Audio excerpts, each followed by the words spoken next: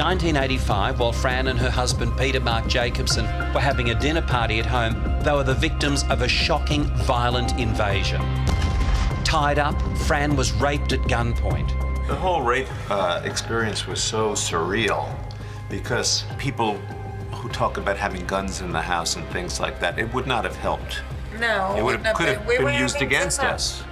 So, you know, there's no time unless you're going to walk around with a gun pointed 24 hours a day. There's no time to say. Home, didn't you? No, we were home, both home, having dinner, celebrating with a friend, and they broke the door down. It was locked. Nothing was done wrong, and you try to live. You try to get through it alive. And the police said, whatever you did right because you're alive.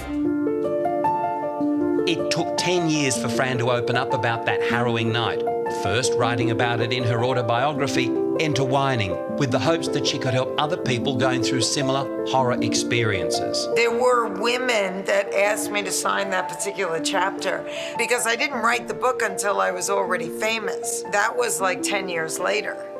And I thought, you know, if people could see where I went from that low point to where I am now, maybe it'll help and inspire other women, and men for that matter, who have been sexually assaulted to move on, to feel your pain, and then, you know, try and pick up the pieces and put yourself back together. You'll never be the same, but whatever that is, then forge forward with that and turn your pain into purpose, which is what I always do.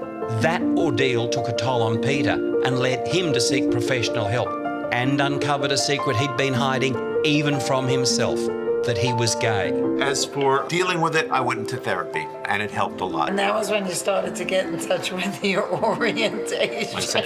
Yes. I can laugh about it now. After surviving sexual assault and a marriage breakdown, life threw one more hurdle at the vivacious Fran. 10 years, or a little bit more than 10 years after the rape, I was diagnosed with cancer.